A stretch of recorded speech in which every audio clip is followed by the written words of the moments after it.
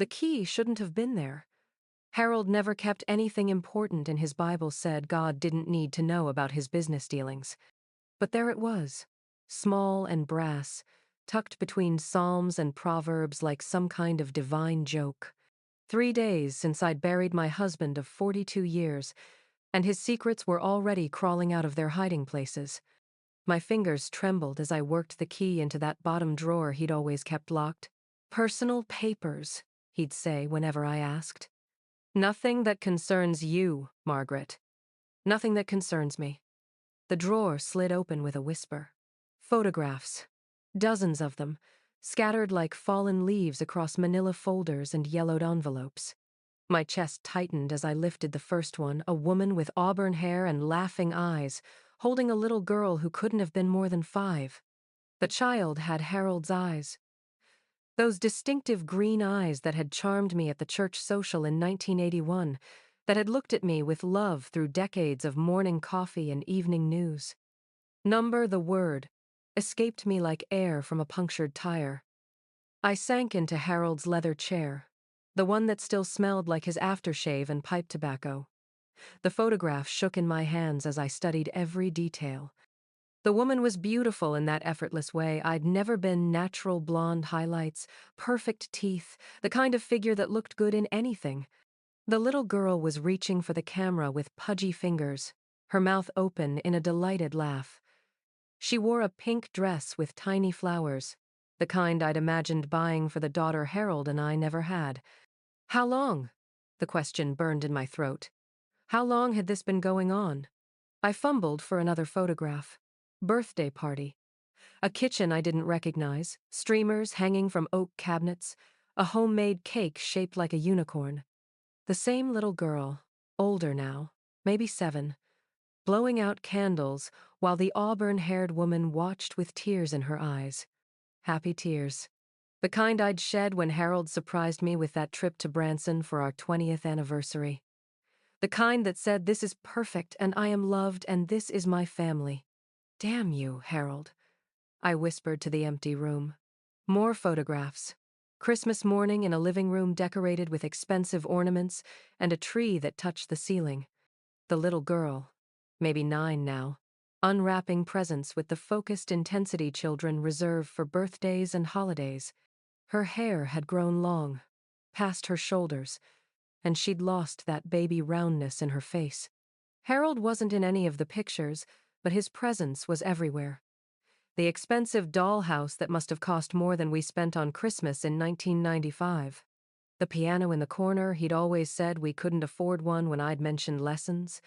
The framed photo on the mantel of the woman and child at what looked like a school play. A whole life. He built a whole life without me.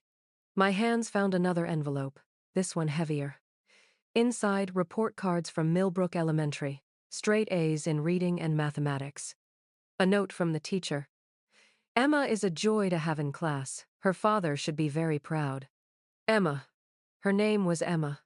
The next photograph nearly broke me. A ballet recital, maybe. The girl, Emma, in a pink tutu and tights, arms raised in some graceful pose I'd never learned the name of. She was beautiful. Maybe 12 or 13. All legs and grace and Harold's stubborn chin. Behind her, barely visible in the auditorium seats, I caught a glimpse of a man's profile. Salt and pepper, hair, glasses, the nose I'd kissed goodbye every morning for 4 decades. Harold, watching his daughter dance while I sat at home wondering why he'd been working so many late nights at the accounting firm. "The Henderson audit," he'd say, or the Morrison estate. Always something that kept him at the office until well past dinner. Something that required weekend meetings and overnight trips to Kansas City. Lies. All lies. I dug deeper into the drawer, my movements becoming frantic. Birth certificate. Emma Catherine Hartwell. Father, Harold James Hartwell. Mother, Diane Susan Murphy. Diane. Even her name was pretty. Bank statements from an account I'd never known about. Monthly transfers of $2,000, regular as clockwork, dating back 15 years. 15 years of money I'd thought was going into our retirement fund, money I'd worried about when the furnace broke or when I needed new glasses. A handwritten note in Harold's familiar scrawl. Diane, Emma's dance lessons start Thursday. I'll pick her up from school. Don't wait up for me tonight. H. Don't wait up. How many nights had I done exactly that, sitting in our kitchen with a cup of tea gone cold, watching the headlights sweep across our front window and wondering when my husband would come home to me. The photographs blurred as tears finally came. 42 years. 42 years of being the good wife, the patient wife, the wife who didn't ask too many questions when he said he had to work late again. 42 years of thinking I knew the man who shared my bed and my breakfast table and my Sunday church pew. I wiped my eyes with the back of my hand and reached for the last envelope in the drawer. It was newer than the others, the manila folder crisp and unbent. Inside, a single photograph that made my blood turn to ice water. Emma, as a teenager, maybe 17 or 18, in a cap and gown. Her auburn hair, Diane's hair, fell in waves past her shoulders. She was laughing at something off camera, her hand raised in a wave. She looked happy, confident, loved. On the back, in Harold's careful handwriting, Emma's graduation, 2019, 1247 Maple Street, apartment 3B, Springfield. 2019, 4 years ago. Which meant Emma would be in her 20s now, a grown woman living her own life, probably with no idea that her father had another wife sitting in a house across town, sorting through the wreckage of everything she'd believed to be true. I turned the photograph over again, studying that young face. Did she know about me? Did she wonder why her father never brought her to his house, never introduced her to his wife? Or had Harold spun some story about being divorced, about his first wife being dead, about any number of lies that would explain why Emma Catherine Hartwell had grown up without ever knowing she had a stepmother? The address stared back at me like an accusation. 1247 Maple Street. 23 minutes away, I'd driven past Maple Street 100 times, never knowing that Harold's daughter, his daughter, lived right there in Springfield, close enough to visit for dinner, close enough to call when she needed her father, close enough to hate me once she learned the truth. What now? I thought, staring at that address until the numbers burned themselves into my memory. What the hell do I do now? I didn't sleep, couldn't sleep. Every time I closed my eyes, I saw Emma's face, Harold's eyes, staring back at me from that graduation photograph. By 6 a.m., I'd made my decision. Consequences be damned. The coffee maker gurgled to life as I dressed in my navy funeral suit, the one I'd worn to say goodbye to a man I apparently never really knew. My hands shook as I applied lipstick in the hallway mirror, the same shade I'd worn for 42 years, because Harold said it made me look dignified. Dignified. What a joke. You're really doing this, Margaret, I told my reflection. The woman staring back looked older than her 68 years, with worry lines carved deep around her eyes and silver hair that needed touching up. When had I become so invisible, so easy to forget? Maybe that's why he found someone else. I pushed the thought away and grabbed my car keys. The Honda started on the second try, reliable old thing, unlike the man who'd helped me pick it out 3 years ago. The drive to Springfield should have taken 30 minutes. I stretched it to 2 hours, stopping for gas I didn't need, buying coffee that tasted like ash, circling the block twice before I finally found Maple Street, 1247 Maple Street, apartment 3B. Except it wasn't an apartment building. It was a modest blue house with white trim and a picket fence that belonged in a Norman Rockwell painting. The kind of house Harold and I had talked about buying when we were newlyweds, before we learned about mortgages and property taxes and the 1,000 small compromises that turned dreams into pragmatic rental agreements. I parked across the street, my hands gripping the steering wheel like it might anchor me to something real. The neighborhood was quiet, tree-lined, the kind of place where children rode bicycles and neighbors knew each other's names. This is where she grew up. This is where Harold came when he wasn't coming home to me. A movement in the front yard caught my eye. A young woman with auburn hair pulled back in a messy bun, wearing jeans and a paint-splattered t-shirt. She was kneeling in a flower bed, her hands deep in the dirt, completely absorbed in whatever she was planting. Emma. It had to be Emma.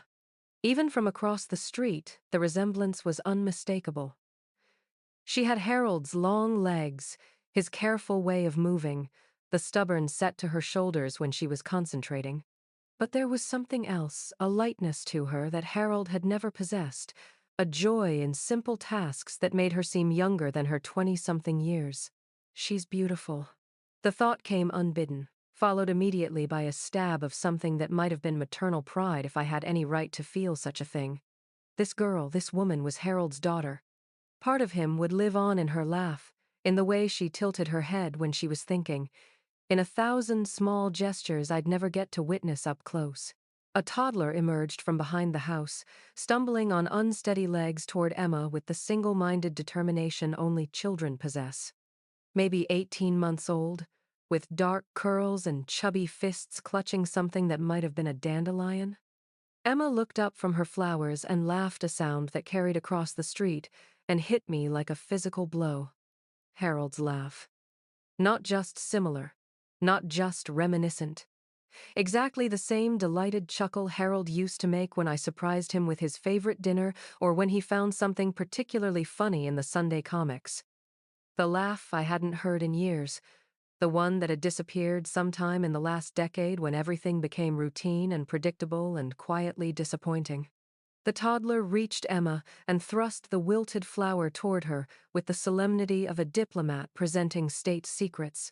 She accepted it with the same gravity, pressing it to her heart like it was the most precious gift she'd ever received. "Thank you, baby," she called out, her voice carrying on the morning breeze. "Mama loves dandelions."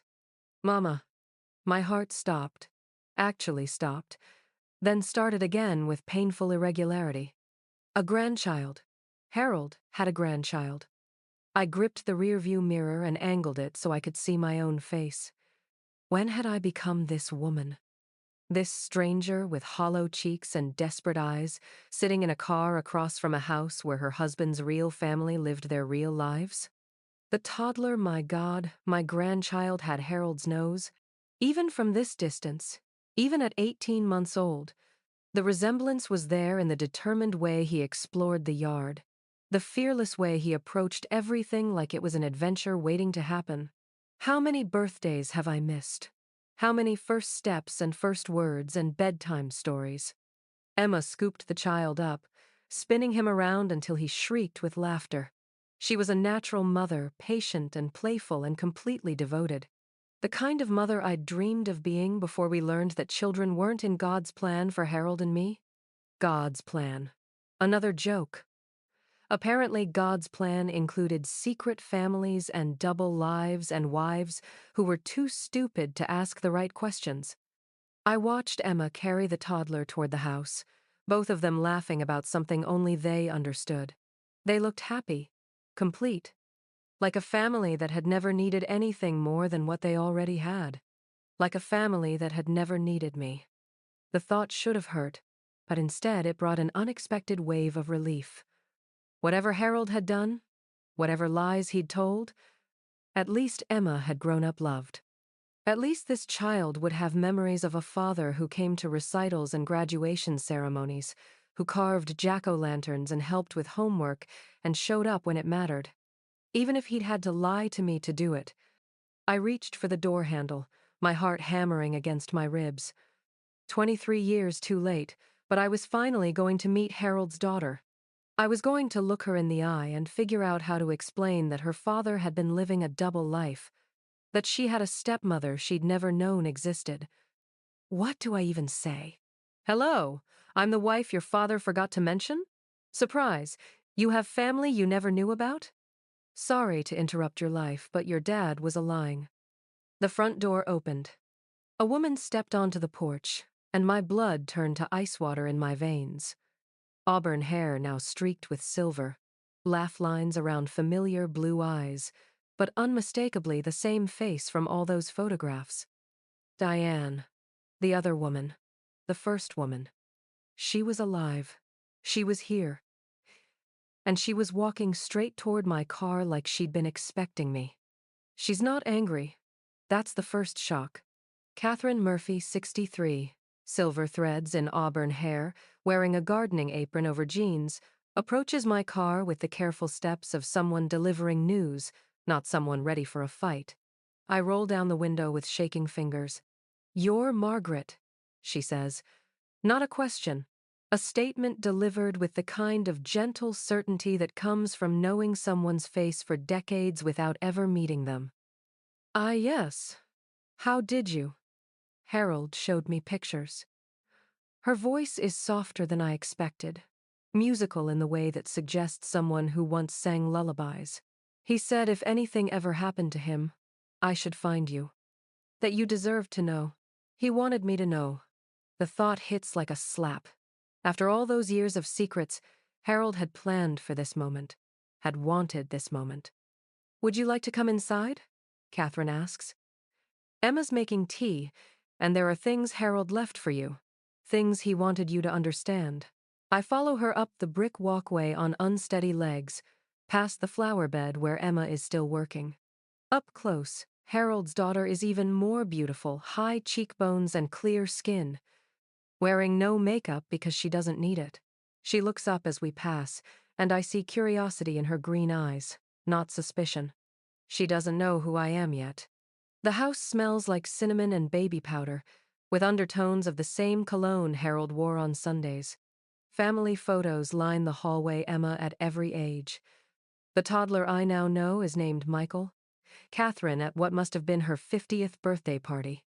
And there, in a frame by the stairs, Harold and Catherine dancing at what looks like a wedding. Not their wedding. I'd seen their wedding photos in his drawer.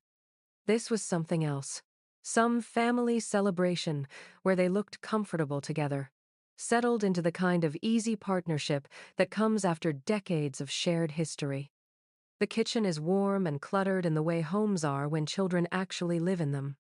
Cheerios scattered under the high chair, sippy cups drying by the sink, finger paintings stuck to the refrigerator with butterfly magnets. Everything I'd dreamed of having and never did. "Sit," Catherine says, pulling out a chair at a round oak table. "Emma, honey, could you bring the tea? And maybe some of those cookies you made yesterday?" Emma appears in the doorway, wiping her hands on a dish towel. She's taller than I thought, maybe 5'7", with Harold's long limbs and Catherine's graceful way of moving. "Mom, who's our guest?" Emma asks, and there's nothing but polite interest in her voice. Catherine and I look at each other across the table. How do you explain a secret that lasted 23 years? "This is Margaret," Catherine says carefully. "She was married to your father." Was. Past tense. Like our marriage ended when Harold died, instead of being revealed as an ongoing lie. Emma's eyebrows climb toward her hairline, but she doesn't look angry. Confused, maybe. Curious, definitely, but not angry. "Dad never mentioned being married before," she says, settling the tea service on the table with careful precision. "He was still married," I hear myself say. "To me. When he was with your mother. When you were born. Always." The words hang in the air like an accusation. Emma's cup freezes halfway to her lips. "What?" she whispers. Catherine reaches across the table and covers my hand with hers. Her fingers are warm, calloused from gardening, wedding ring still firmly in place. "Harold loved us all," she says quietly. "That was his gift, and his curse. He loved too much and couldn't figure out how to make it work." She gets up and goes to a cabinet above the sink, returning with a shoebox I recognize immediately. Harold's handwriting on masking tape.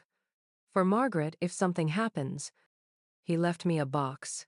Catherine sets it in front of me with the reverence usually reserved for religious artifacts.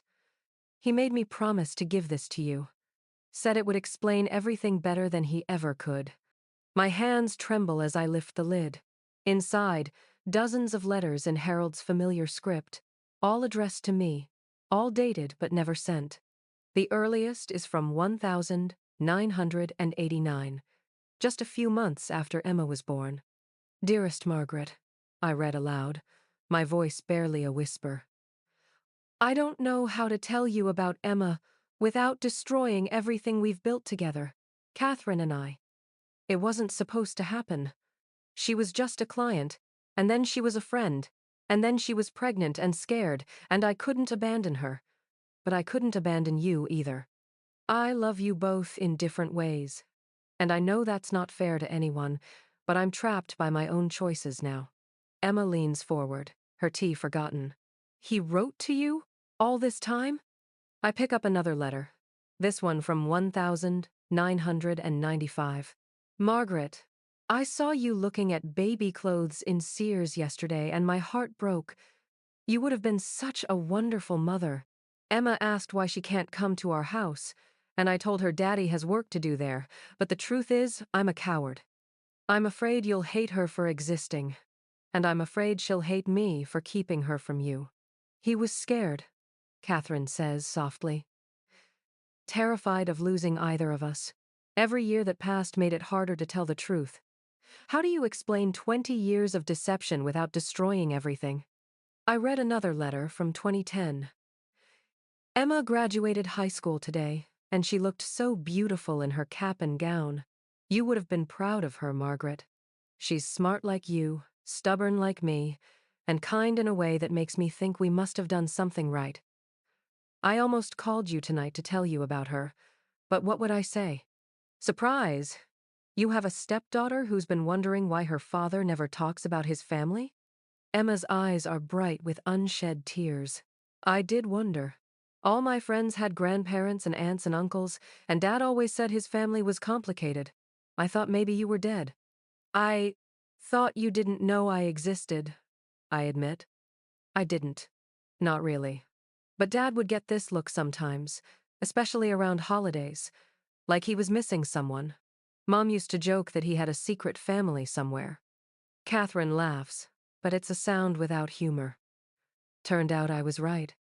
The toddler Michael comes barreling into the kitchen, all energy and sticky fingers, and climbs directly onto Emma's lap without ceremony. She settles him easily, absently wiping his face with her napkin while he chatters something that might be words in a language only he understands. How old is he? I ask, because I need to know everything now. All the milestones I missed, all the moments Harold experienced without me. 18 months, Emma says, pressing a kiss to his dark curls. Michael James, after his grandfather. James, Harold's middle name. The name I would have used if we'd ever had a son. Emma, Catherine says carefully. Margaret is your stepmother. Emma looks at me with those green eyes.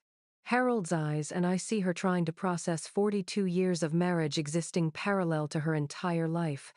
You really didn't know about us? She asks. Not until 3 days ago.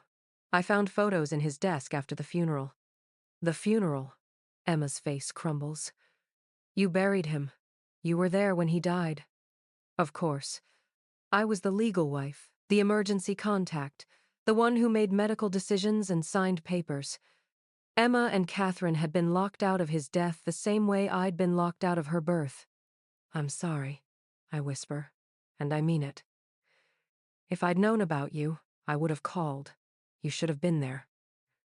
Emma suddenly stands up, settling Michael on her hip. Do you want to see something? She asks, her voice strange and excited.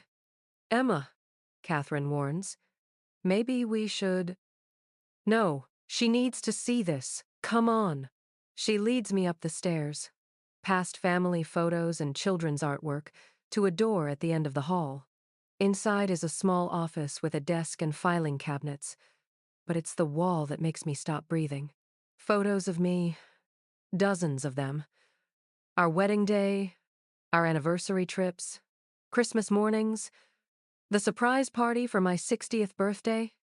Me at every age, smiling from silver frames, surrounded by cards I'd made him and ticket stubs from movies we'd seen together. Dad's other office, Emma says quietly. Mom never came in here much. But I used to sneak in when I was little. I always wondered who the pretty lady was. He never forgot me. Even while building this life with Catherine and Emma, Harold had kept our memories alive in this room, had surrounded himself with reminders of the woman he went home to every night. He loved you both, I say, finally understanding. Really loved you. That wasn't a lie.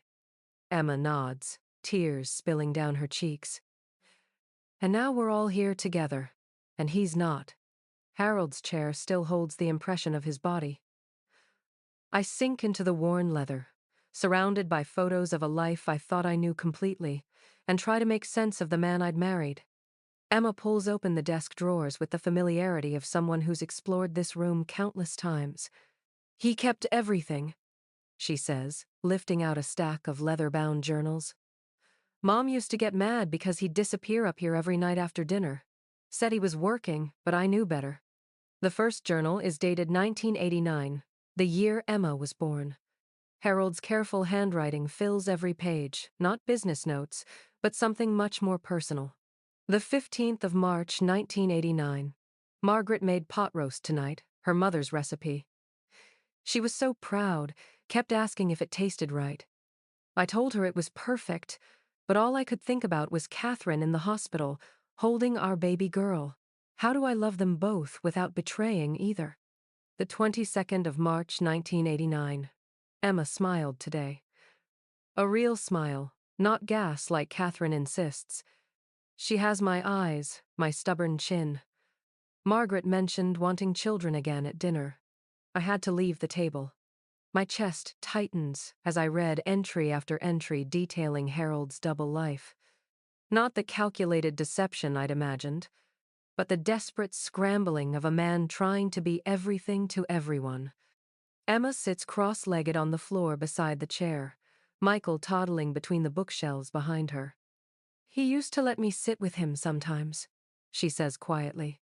When I was little and couldn't sleep, he'd pull out photo albums and tell me stories about places he'd been, people he'd known. But he never showed me those photos of you. I found them on my own when I was maybe 10. She reaches into another drawer and pulls out calendars, dozens of them, going back years.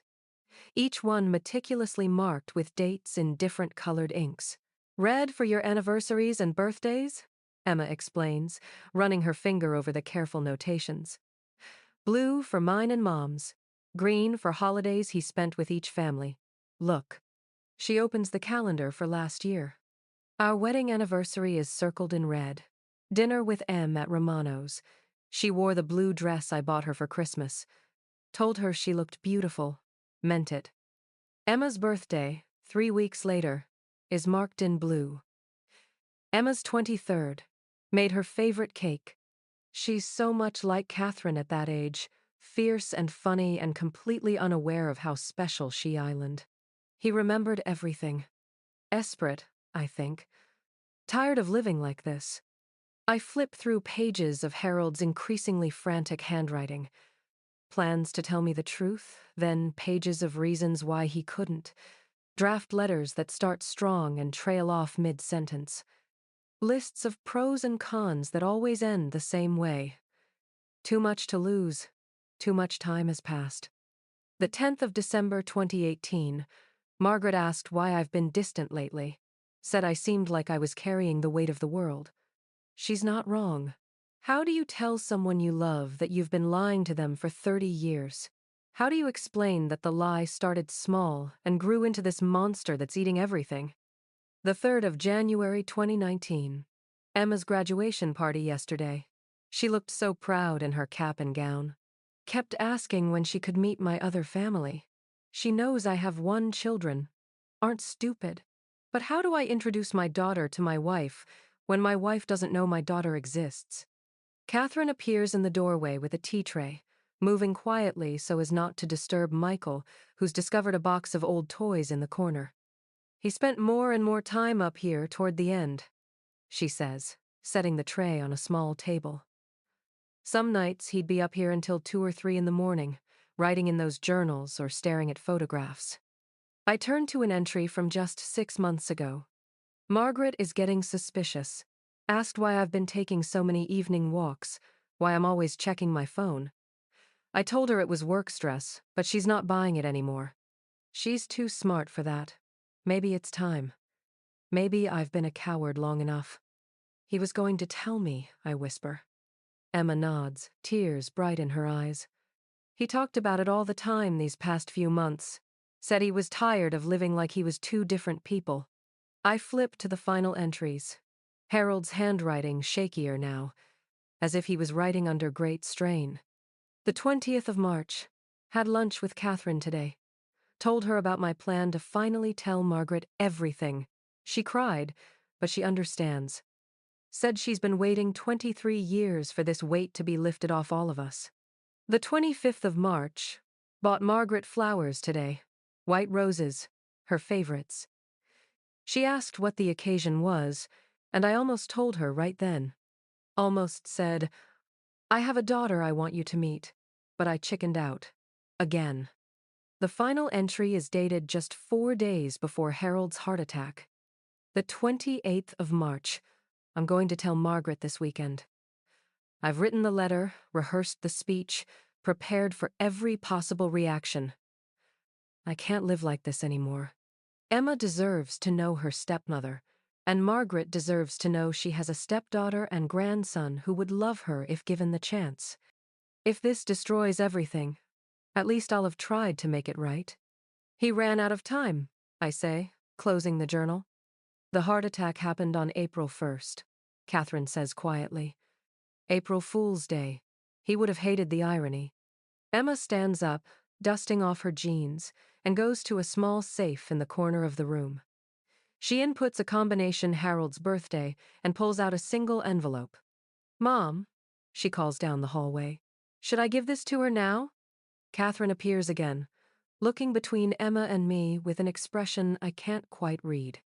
Harold made me promise to wait until you'd read the journals first, Catherine says, until you understood who he really was, not just what he'd done. Emma hands me the envelope.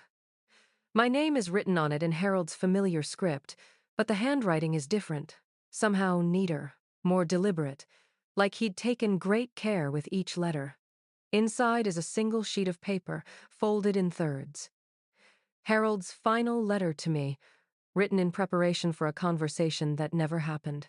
My dearest Margaret, if you're reading this, then you've met my other family, and now I need you to know the whole story, including the real reason I could never tell you the truth. My hands shake as I unfold the letter completely, and I see there's more text below. Much more. The real reason isn't what you think. It's not that I was ashamed of Catherine and Emma, and it's not that I stopped loving you. The real reason is something I've never told anyone, not even Catherine, something that happened before I met either of you, something that made me so afraid of losing the people I love that I convinced myself lying was the only way to keep you both safe. The letter continues, but my vision is blurring with tears. Whatever Harold's secret was, whatever had driven him to live this impossible double life, I'm about to learn the truth, and I'm not sure I'm ready for it. My hands tremble as I read Harold's letter aloud, my voice barely steady enough to form the words. Catherine and Emma sit beside me, both crying before I even reach the second paragraph. Margaret, I met Catherine in college, before I knew you existed. We were young and foolish and thought love could conquer anything. When she got pregnant our senior year, I wanted to marry her immediately. But her father threatened to disown her if she married that worthless accounting student. We fought about it for weeks. I pause, looking at Catherine. She's gripping Emma's hand so tightly her knuckles are white. Catherine left school to have the baby. Said she needed time to think, time to figure out what kind of life she wanted for our child. I was supposed to follow her home to Springfield after graduation, but the night before I left, her brother called me. Uncle Tom, Catherine whispers. I wondered why you never came. He told me Catherine had been in a car accident. Said she was in intensive care and the doctors didn't think she would make it. He said if I really loved her, I'd stay away and let her family handle things. That showing up would just cause more stress and pain. Emma's face crumbles. Grandpa Tom lied to you. I believed him, Margaret. God help me. I believed him and I stayed away. For months I called the hospital, but they wouldn't give me information because I wasn't family. I wrote letters that came back marked "Return to Sender." I thought she died, and I thought our baby died with her. The letter shakes in my hands as I continue reading. I met you 3 years later at that church social, and you were so kind, so full of life. You made me believe I could be happy again. We built something beautiful together, Margaret. Something real and lasting and good. I never lied about loving you. But Emma was alive, I say, looking at Catherine. You were both alive. Catherine nods, tears streaming down her face. My father told me Harold had changed his mind about marrying me. Said he'd gotten a job offer in another state and didn't want to be tied down with a baby. I believed him because Harold never came, never called, never wrote back when I tried to reach him. For 20 years, I grieved them both. Then Emma hired a private investigator to find her father. Emma wipes her eyes with her sleeve. I'd always wondered. Mom would never talk about you, just said you were complicated. When I turned 18, I started looking. The investigator found me at the accounting firm 5 years ago. Walked right into my office with photos of Emma at her high school graduation and asked if I recognized her. I nearly had a heart attack right then. My daughter alive. Beautiful, brilliant, and I'd missed her entire childhood. Why didn't you tell me then? I ask the letter, though I know Harold can't answer. Because by then I was trapped, Margaret. How do you tell your wife of 15 years that your college girlfriend didn't die, that you have an 18-year-old daughter, that you've been grieving for people who were alive and wondering why you never came for them? How do you explain that kind of mistake? Catherine reaches for my free hand. He was protecting all of us. Protecting you from the pain of knowing he'd loved someone before you. Protecting Emma from knowing her father had thought she was dead. Protecting me from having to explain why I'd never tried harder to find him. So I started visiting them. Told myself it was just to get to know Emma, to make up for lost time. But Catherine and I, we had unfinished business. Not romance, I want you to know that, Margaret. We were never lovers again, but we had a daughter to co-parent, and 20 years of hurt feelings to work through. The late nights, I whisper. The weekend trips. I told you they were work because I didn't know how to say, I'm having dinner with the daughter I thought was dead, and trying to figure out how to tell you about her without breaking your heart. Every lie made the next one easier, until I'd built this whole second life that felt too complicated to untangle. Emma picks up Michael from where he's been playing with blocks and settles him on her lap. Dad talked about you constantly. Margaret would love this restaurant. Margaret has a sweater that color. Margaret makes the best apple pie. I started to think you were too perfect to be real. The guilt was killing me, Margaret. Watching Emma graduate, seeing her with Michael, celebrating holidays with Catherine's family, it should have been our family too. You should have been there for all of it. Emma should have grown up knowing she had a stepmother who would have loved her like her own daughter. I look at Emma, this beautiful young woman with Harold's eyes and stubborn chin, and know he was right. I would have loved her immediately, completely, the way I'd always dreamed of loving a daughter. I was going to tell you everything the weekend I died. Had it all planned out, invite Catherine and Emma to dinner, let you meet them properly, explain the whole messy story, and hope you could forgive me. I knew it might end our marriage, but I couldn't live with the lie anymore. I was tired of being two different people. The letter ends with words that break my heart. If something happens to me before I can fix this, I hope you'll find it in your heart to love them the way I should have let you love them all along. They're good people, Margaret. They're family. And maybe, if you're very generous and very kind, they might let you be family too. All my love, always and forever, Harold. The silence that follows is broken only by Michael babbling softly to himself and the sound of all three of us crying. He never betrayed anyone, I finally say. He just made an impossible situation out of one terrible misunderstanding. Catherine nods. My father died 5 years ago, right before Emma found Harold.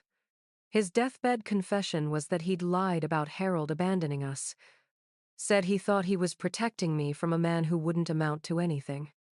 And my grandfather thought he was protecting Harold from a family that would hold him back, Emma adds. 2 families, both trying to do the right thing, creating 25 years of heartbreak.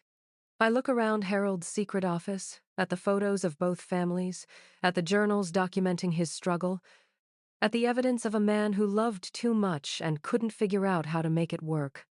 What happens now? I ask. Emma shifts Michael to her other arm and looks at me with Harold's direct gaze. Now you're part of our family, if you want to be. Catherine smiles through her tears. We have 42 years of stories to share with each other, and a grandson who needs to know his step-grandmother. As if summoned, Michael looks up at me with curious eyes and reaches out with one chubby hand. Without thinking, I take his tiny fingers in mine, and he grins Harold's smile, passed down through generations of complicated love. Yes, I say, my voice steady for the first time in days. I want to be family. The sun is setting outside Harold's window, casting golden light over photos of 3 generations of people who should have known each other all along. We're not the family Harold planned, but we're the family his love created. Imperfect and complicated, but real and lasting. And maybe that's enough.